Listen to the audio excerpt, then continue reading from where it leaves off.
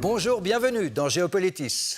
C'est un monde en devenir que nous allons décrypter aujourd'hui, un monde où l'intelligence artificielle surpassera dans bien des domaines l'intelligence humaine. Et voici notre sommaire. L'intelligence artificielle est devenue le nouveau champ de bataille des grandes puissances. La Chine et les États-Unis s'y disputent la suprématie dans les affaires du monde. Cette révolution technologique est-elle la promesse de plus d'égalité, plus de démocratie? Au contraire, le big data et les algorithmes nous emmènent-ils vers des sociétés de plus en plus totalitaires? À quel bouleversement faut-il nous préparer? Les algorithmes, le big data, vont-ils tuer des centaines de millions d'emplois? Si vous postulez à un emploi, il y a de fortes chances que votre CV soit analysé par des algorithmes. Pareil, si vous souscrivez une assurance, l'intelligence artificielle évaluera votre niveau de risque. Les systèmes d'intelligence artificielle vont profondément modifier nos existences. Pour le meilleur, ils nous aideront à guérir nos maladies, prévoir les épidémies, faire reculer la pauvreté et résoudre nos problèmes climatiques et énergétiques. Pour le pire, ils nous conduisent vers des sociétés de la surveillance où la sphère privée se réduit comme peau de chagrin. Искусственный интеллект – это будущее не только России, это будущее всего человечества. Тот, кто станет лидером в этой сфере, будет властелином мира. Le président russe a été parmi les premiers à exprimer les enjeux géopolitiques de ces bouleversements. Un nouvel ordre mondial se joue sur le champ de bataille de l'IA et de l'informatique quantique, où désormais des entreprises existantes depuis à peine 2 ou 3 décennies rivalisent avec la puissance des États. C'est avec Pascal Boniface, directeur et fondateur de l'IRIS, que nous allons décrypter les enjeux de cette révolution numérique. Mais avant cela, quelques pistes sur ces bouleversements. On commence par Israël, petit pays mais très performant sur le terrain de l'intelligence artificielle. Jean-Philippe Chalère avec au montage Laurent Hauert.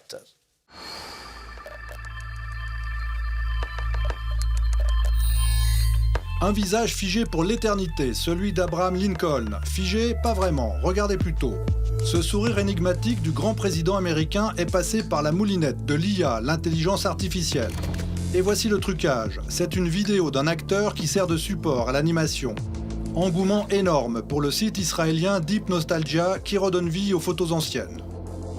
Le procédé vient d'une technologie mise au point par les services secrets israéliens. Des services également au cœur de la stratégie anti-Covid. Géolocalisation, vidéosurveillance ou encore relevé de cartes bancaires. Au nom de la lutte antiterroriste, le Shin Bet a accès aux données personnelles, très utiles pour rompre les chaînes de contamination dans un pays souvent désigné comme Startup Nation.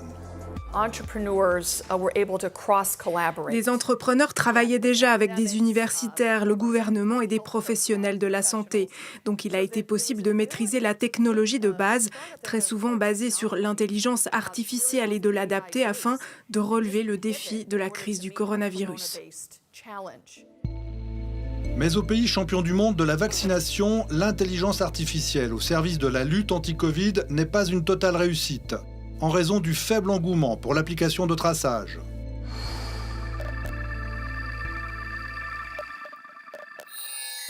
Israël est l'un des nombreux acteurs lancés dans ce que l'on appelle la course aux armements de l'IA. Sur cette carte, on voit que les États-Unis dominent encore largement la recherche et développement avec la Silicon Valley qui attire les meilleurs ingénieurs du monde entier. Le nombre de brevets au niveau mondial a doublé entre 2005 et 2015, avec les États-Unis toujours en tête. Le marché de l'IA passant de 200 millions de dollars en 2015 à une estimation de 90 milliards en 2025. Bras de fer titanesque en vue, la Chine veut être leader de l'innovation en intelligence artificielle en 2030, grâce au volume énorme de données collectées sur une population sous surveillance. Une compétition sans pitié avec l'Inde, la Russie, le Canada et l'Union européenne. Je souhaite que l'Europe soit l'un des leaders de cette intelligence artificielle. Nous en avons les moyens et nous allons en créer les conditions.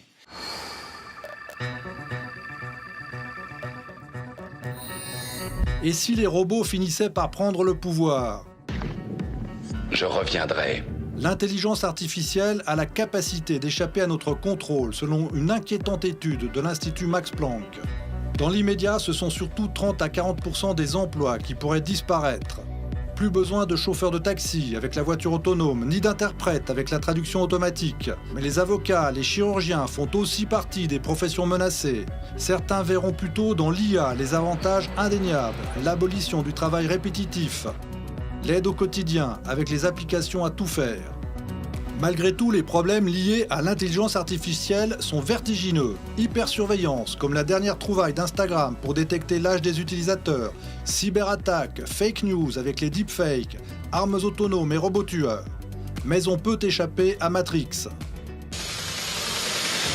Bienvenue dans le monde réel. Il faut simplement en revenir au grand écrivain Monterland, l'avenir est dans les volontés, non dans les prophéties. Bonjour Pascal Boniface. Bonjour Marcel Mion. Vous dirigez à Paris l'Institut des relations internationales et stratégiques et ce n'est pas un hasard si vous êtes là, vous venez de publier Géopolitique de l'intelligence artificielle. Si on commence par l'emploi, est-ce qu'on ne s'inquiète pas un peu trop parce que quand sont arrivées la machine à vapeur ou les locomotives à vapeur, il y a aussi des gens qui étaient terrorisés? Oui, effectivement, à chaque fois qu'il y a eu un progrès technique ou technologique, les hommes ont eu peur que tout change et qu'ils ne retrouvent pas le confort ou les métiers qu'ils avaient auparavant. La différence avec l'intelligence artificielle, c'est la rapidité et l'ampleur des nouveautés. Parce que tous les secteurs du travail peuvent être concernés, aussi bien les journalistes que les avocats, que les médecins, que les interprètes ou les chauffeurs de taxi. Donc c'est à peu près presque tous les métiers qui pourraient être concernés, et ceci dans un temps extrêmement rapide. Donc il ne faut peut-être pas être alarmiste, mais en tous les cas, il faut être vigilant. Mais vous ne pensez pas, comme Karl Marx, que l'automatisation de la production pourrait aboutir à la libération du prolétariat ? Alors effectivement, et on pourrait dire que tout ceci va créer une corne d'abondance et que les forces productives, pour reprendre un vocabulaire marxiste, vont permettre à chacun de pouvoir avoir ses besoins satisfaits. Sauf que l'on voit très bien que les gens du numérique ne sont pas tellement partageurs et que ni M. Elon Musk ni M. Bezos, pour l'instant, n'ont montré des signes de volonté de partager les richesses. On assiste plutôt à un accroissement des inégalités et c'est en ce sens-là qu'il faut être vigilant parce que aussi bien l'intelligence artificielle pourrait déboucher sur une société harmonieuse où les biens seraient à disposition de tous, mais également une société où il y aurait beaucoup de chômeurs et quelques fortunes, quelques personnes qui auraient acquis une fortune et qui voudraient se protéger de l'ensemble de cette masse de gens qui seraient devenus à leurs yeux inutiles. Dans votre livre, vous donnez l'exemple de Blue Frontiers, ce projet pour hyper riches, et puis vous donnez aussi des exemples dans le domaine de la santé, en termes d'inégalité.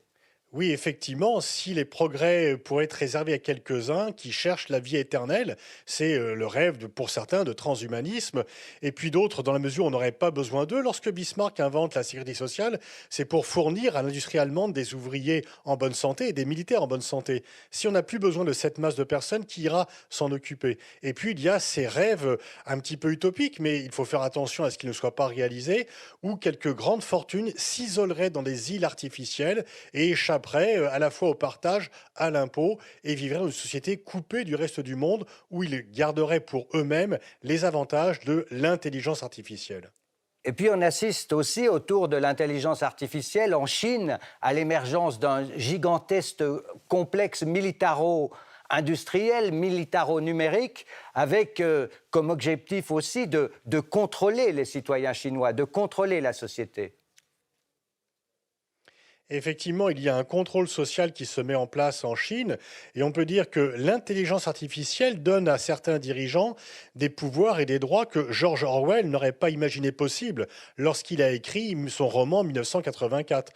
Donc tous ces exemples montrent qu'il faut une régulation, c'est qu'il ne faut pas laisser l'intelligence artificielle se développer sans contrôle parce qu'elle peut donner le meilleur et le pire. Elle peut nous permettre de nous retrouver facilement, de communiquer plus facilement, de pouvoir échanger, de pouvoir avoir accès à l'information, mais aussi elle pourrait être le moyen d'une société réellement totalitaire. C'est pour cela qu'il faut vraiment faire très attention et qu'il faut que l'on garde le pouvoir de décision par rapport à ces progrès technologiques. Est-ce que ce contrôle politique, Pascal Boniface, passe par exemple en Occident par le démembrement de ces géants du numérique et par la suppression de leur impunité fiscale, par exemple? Alors, l'évasion fiscale doit être combattue et les géants du numérique en sont les champions. Ce sont les médailles d'or de l'évasion fiscale parce ils payent à prix d'or des gens très compétents qui trouvent toutes les ficelles pour échapper à l'impôt et donc pour échapper finalement à l'effort commun pour l'ensemble des autres activités. Et puis, effectivement, ce qu'il faut craindre, c'est le monopole. Et si l'un d'entre eux commence à avoir un monopole, et on parle de Google, par exemple, pour les moteurs de recherche, eh bien, cela pourrait effectivement priver finalement, d'une part, la compétition, ça pourrait priver d'un accès à l'information et le monopole dans ce domaine comme dans d'autres peut être dangereux. Et d'ailleurs, on s'aperçoit que, y compris aux États-Unis où sont nés ces grands géants numériques, eh bien, il commence à y avoir des projets de démantèlement pour ne pas donner lieu à la constitution de monopoles qui seraient contraires à la fois à l'innovation et aux libertés. On le voit aussi en Chine, où le pouvoir ne laisse pas la bride ouverte à ces grands monopoles. On a vu l'exemple d'Alibaba et de Jack Ma mis à l'écart pendant quelques semaines. C'est très frappant, effectivement. Dans un premier temps, le régime chinois a laissé les entreprises numériques se développer parce qu'il y avait intérêt et que ceci servait la puissance du pays et du régime. Et puis, ils ont eu peur que certains géants numériques prennent trop d'importance. Du temps de Mao Tse-tung, il y avait un slogan qui était « Le parti commande au fusil ». Et là, Xi Jinping a rappelé à Jack Ma, le patron d'Alibaba, que c'est toujours le parti qui commandait et qu'il ne fallait pas qu'une entreprise privée et que son propriétaire prennent trop d'importance et viennent empiéter sur les plates-bandes du politique et du régalien. Alors on va aborder la question de la Chine et de son duel avec les États-Unis, mais tout d'abord, ce sujet de Juliette Galeazzi, c'est comment la Chine utilise et teste ces technologies numériques, ces algorithmes sur le continent africain. On se retrouve juste après. Ambiance de fête devant le nouveau siège de l'Union africaine à Addis Abeba, en Éthiopie. Les chefs d'État africains se bousculent pour inaugurer l'édifice, un géant de verre et d'acier offert par la Chine pour 200 millions de dollars. Ce gigantesque complexe en dit long sur notre amitié envers les peuples africains et porte témoignage de notre entière détermination à aider l'Afrique dans son développement. Une amitié célébrée, mais une amitié ambiguë. Par la suite, on découvrira que le bâtiment chinois était truffé de micros et de systèmes de surveillance. Selon des révélations du Monde, les contenus ainsi captés étaient directement transférés sur des serveurs à Shanghai. L'exemple illustre à lui seul l'intérêt de la Chine pour le continent. À ce jour, des milliards ont déjà été dépensés pour bâtir des routes et des ports, des barrages et des chemins de fer, et c'est loin d'être fini. Car l'Afrique fait partie intégrante des routes de la soie, ce chantier titanesque qui entend relier Pékin au reste du monde, notamment grâce à des milliers de kilomètres de câbles sous-marins de liaison Internet, dont 6000 entre la Chine et l'Afrique via le Pakistan. De quoi faciliter dès la fin 2021 les échanges d'informations avec Djibouti, la Somalie, le Kenya et à plus long terme l'Afrique du Sud. Plus encore que les Américains Google ou Facebook, Huawei est impliqué dans plusieurs chantiers visant à combler le fossé numérique du continent africain. Un data center au Cameroun, la 5G en Afrique du Sud et de la vidéosurveillance au Kenya, comme dans 12 autres pays africains. Parmi eux, le Maroc, le Nigeria, l'Ouganda ou encore le Zimbabwe. Au Zimbabwe, le recours à l'intelligence artificielle a même franchi un pas de plus. En 2018, le pays a cédé toutes les données biométriques de ses citoyens à une start-up chinoise, CloudWalk, en échange d'un accès illimité à son système de reconnaissance faciale. Une façon pour le gouvernement de traquer des individus et pour la Chine d'élargir sa capacité à reconnaître des visages du monde entier. Cette intelligence artificielle, c'est le nouveau champ de bataille entre les grandes puissances, avec un duel formidable entre la Chine et les États-Unis. Mais quelle est au fond la différence avec l'époque de la guerre froide entre l'URSS et les États-Unis ? Alors c'est très différent dans la mesure où la Chine économiquement est beaucoup plus importante que n'était l'Union soviétique. Au meilleur de sa forme, l'URSS n'a représenté que 40% du PIB américain. La Chine est déjà à 70% et elle continue de grignoter sur les États-Unis. Et puis surtout, l'URSS était en retard technologiquement. C'est pour cela qu'elle a implosé. Alors que la Chine, eh bien sûr, le domaine de la haute technologie est en train de concurrencer, peut-être même de dépasser les États-Unis. Donc en fait, pour les États-Unis, c'est un peu une double menace, menace stratégique, mais aussi menace technologique, ce qui n'était pas le cas pour la confrontation qu'ils avaient du temps de la guerre froide avec l'Union soviétique. Et on voit les États-Unis résister. Il y a par exemple l'exemple de Huawei empêché de développer ses activités aux États-Unis. Il y a la guerre des semi-conducteurs. Donc on est entré dans une nouvelle guerre froide de l'intelligence artificielle, non ? Oui, effectivement, parce que aussi bien Xi Jinping que Donald Trump et maintenant Joe Biden savent très bien que celui qui maîtrisera l'intelligence artificielle et celui qui fera la course en tête aura un avantage compétitif stratégique majeur sur l'autre. Et dans ce grand duel qui est l'événement géopolitique pour les années à venir entre Pékin et Washington, l'intelligence artificielle occupe une place extrêmement importante, voire même majeure. Et donc chacun mise, et c'est quelque part un aveu de faiblesse de la part des États-Unis d'en être réduit à interdire des géants chinois de s'introduire sur le marché américain parce qu'ils reconnaissent finalement qu'ils ne peuvent pas lutter par le seul jeu de la concurrence. Vous dites même que ces géants chinois sont en train d'acquérir un avantage décisif sur le génie ou sur la science occidentale. Oui, parce qu'ils forment beaucoup plus d'ingénieurs en Chine qu'aux États-Unis, qu'il y a, de par la population, une masse de données beaucoup plus importante et que, par ailleurs, les citoyens chinois sont beaucoup plus disposés, volontairement ou non, de laisser accès libre à leurs données que ne le sont les citoyens américains. Donc, effectivement, alors que la Chine était très en retard, il y a eu un choc en Chine lorsqu'une machine de Google a battu le champion du monde du jeu de Go chinois, mais ceci a créé un électrochoc en Chine, on a parlé d'un moment Spoutnik, et depuis la Chine a très largement rattrapé son retard, voire même peut-être fait déjà la course en avant, et quand on voit que par exemple les États-Unis interdisent l'application TikTok sur son territoire, auparavant c'était les pays communistes qui interdisaient des éléments culturels occidentaux de peur qu'ils pervertissent la jeunesse communiste chinoise ou soviétique. Donc on ne surestime pas les capacités chinoises dans ces technologies du futur.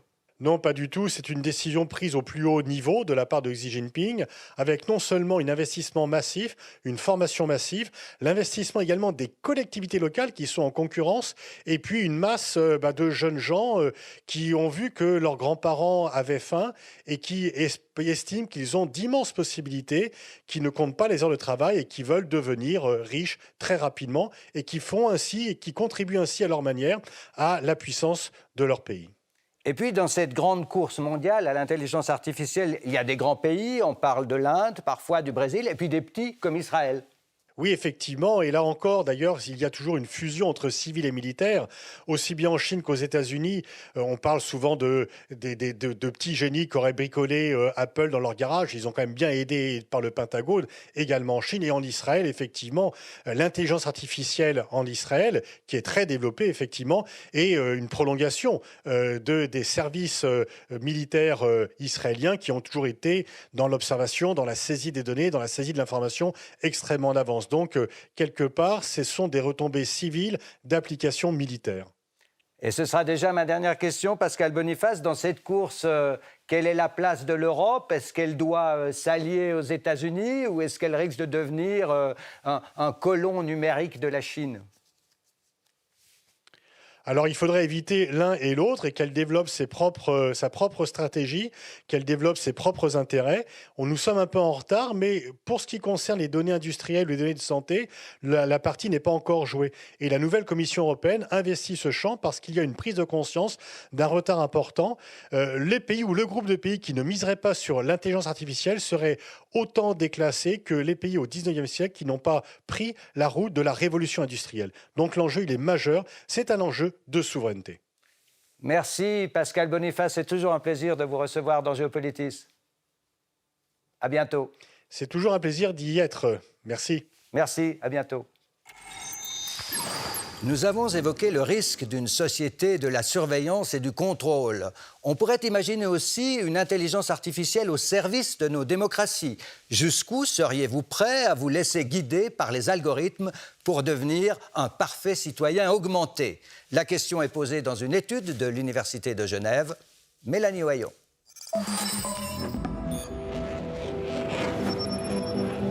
Les Suisses ont dit oui le 27 septembre dernier à l'achat de nouveaux avions de combat pour l'armée. Un vote qui s'est joué sur le fil, à 8000 voix seulement. Imaginez un instant qu'au pays de la démocratie directe et des Landsgemeinde, une intelligence artificielle vote à votre place. Yes, definitely. Cette question, très controversée et récemment formulée par un professeur du MIT, est prise comme idée d'étude par une équipe de l'Université de Genève. Il a fait une proposition un peu extrême et il a dit mais peut-être qu'on pourrait envisager la création de clones d'intelligence artificielle qui pourraient voter à notre place. Et donc, qu'en pensez-vous ?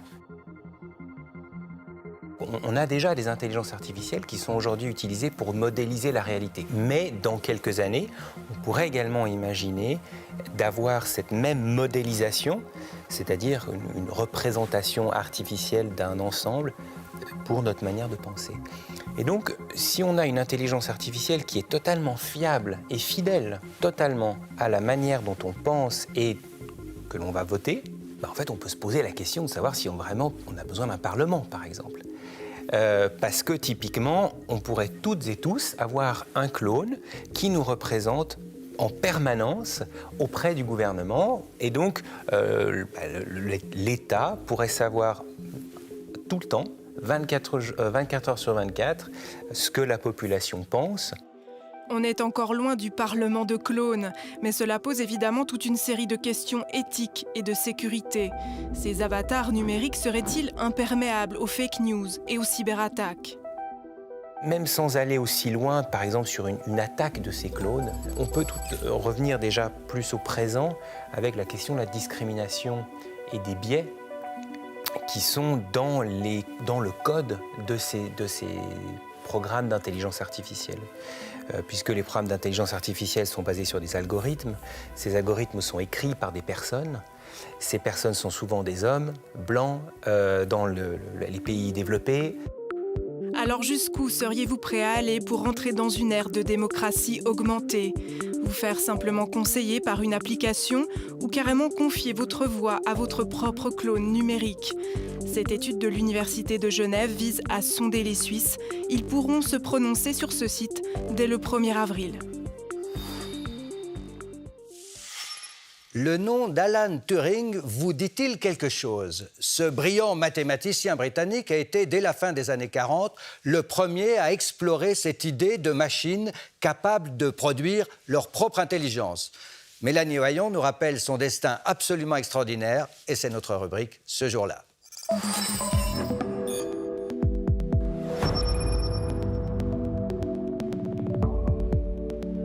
Un cahier de notes adjugé à $1 million.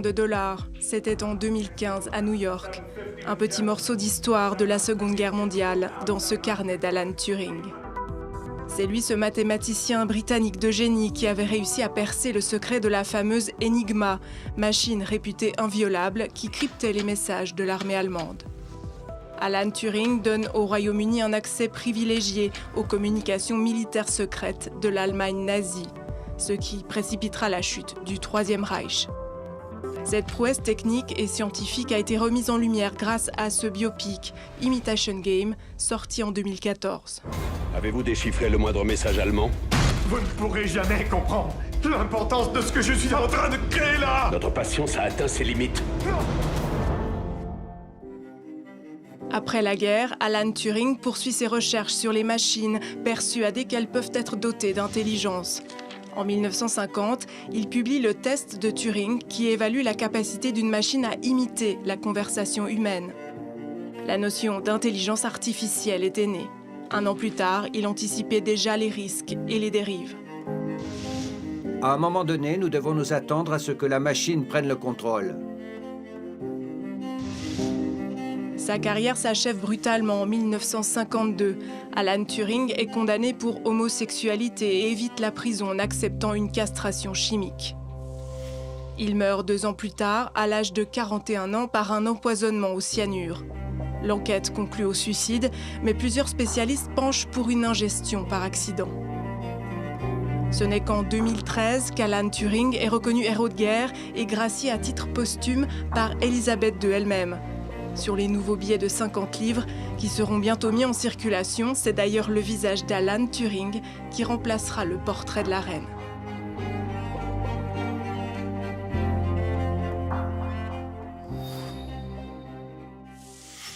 Pour prolonger cette édition de Géopolitis, il y a bien sûr le livre de notre invité aujourd'hui, Pascal Boniface, Géopolitique de l'intelligence artificielle, comment la révolution numérique va bouleverser nos sociétés. C'est paru tout récemment aux éditions Erol.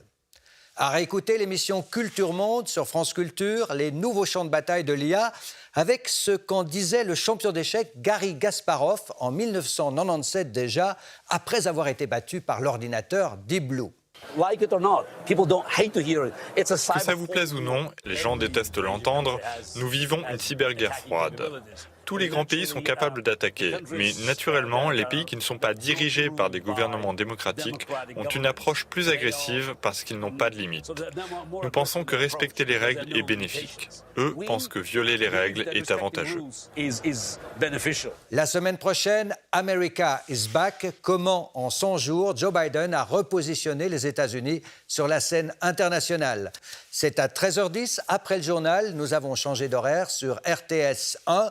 Salutations à vous qui nous suivez sur les réseaux sociaux et partout ailleurs grâce à notre partenaire TV5 Monde. Je vous souhaite une excellente semaine. À bientôt.